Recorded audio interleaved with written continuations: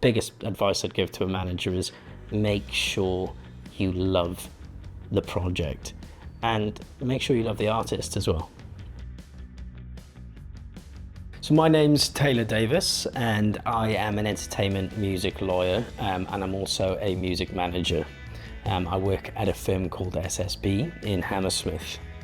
So I wanted to take a slightly different approach to, chasing the same thing that everybody else is chasing. I thought, well, I'm going to try and make things hot myself. I'm going to try and make things buzzy. I started to look for unreleased artists, so I spent time working with artists, developing sound, developing live shows, signing them to live agents, and I suppose almost acting as caretaker manager. I was there, I was that person for them to lean on until they were at a position where a record deal would come in, a publishing deal would come in, a management deal, and I would sign them to a manager and, there'd be all these various deals lined up.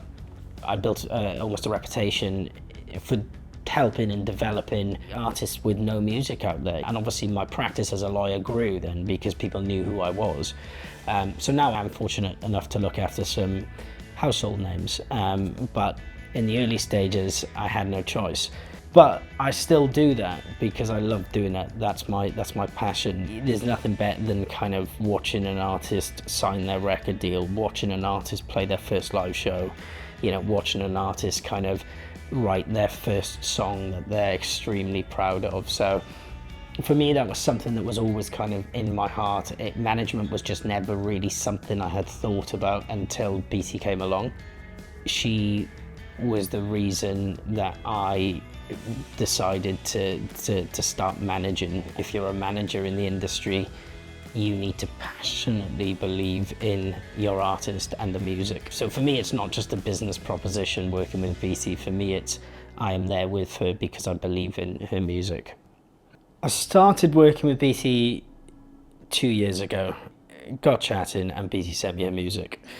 I felt it wasn't quite right or quite developed enough yet.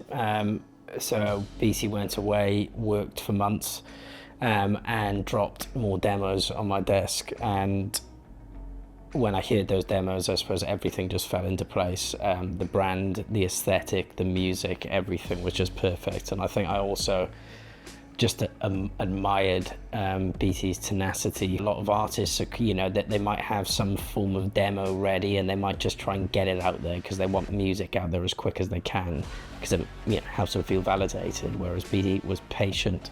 She thought about her work. She thought about what she wanted, and I just had kind of huge admiration for that.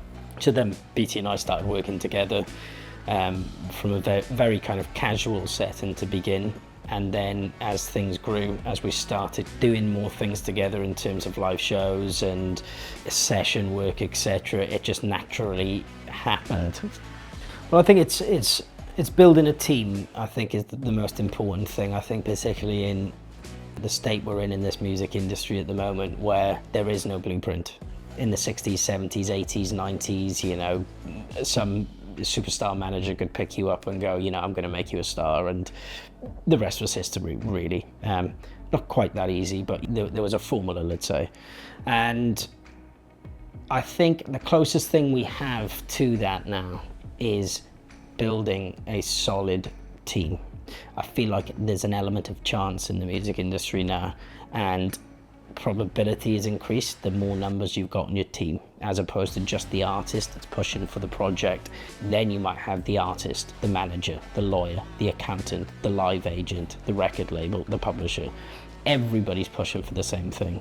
So I think that's the best thing you can do, is build a team. So I suppose when I came on board with Beattie in the early stages, that was my primary objective, is building her team. So we had people championing her. And I think you do that by creating a buzz, essentially. You need to create something that people want to be involved in.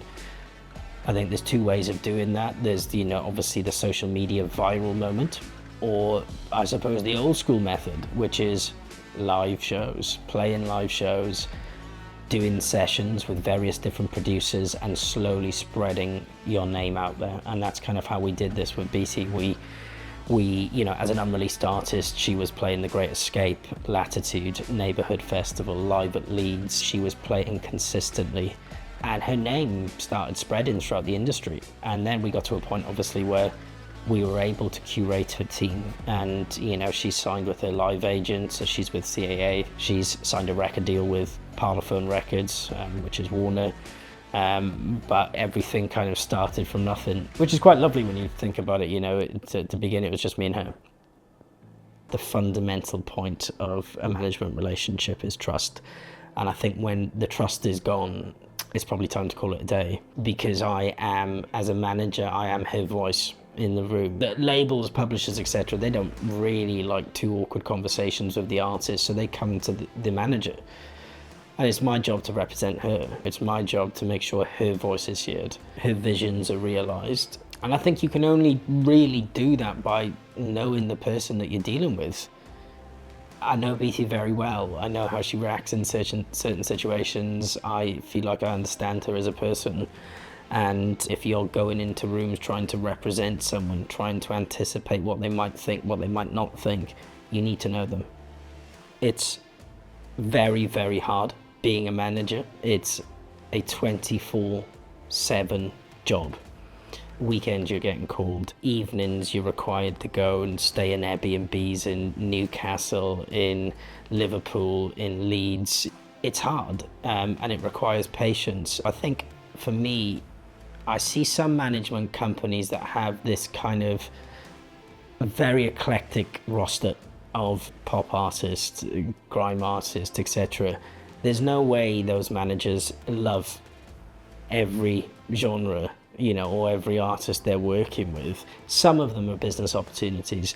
So I think for me, the most important thing is an unwavering support for Beattie's music, a kind of passion that resonates, I think, as deeply as hers. You know, I believe the project needs to be heard, and I think without that I would struggle to do what I do and work as hard as I do on the project, and, you know, as relentlessly as I do. So I think the biggest advice I'd give to a manager is make sure you love the project, and make sure you love the artist as well. We're dealing with very artistic, creative people who, in order to be creative, you need a spark of madness, you know? I do believe that's true. There's an emotional element to it with artists as well, you know? That's how they're able to pen their thoughts down on paper and write these kind of emotional, heartwarming songs. So with that comes a vulnerability.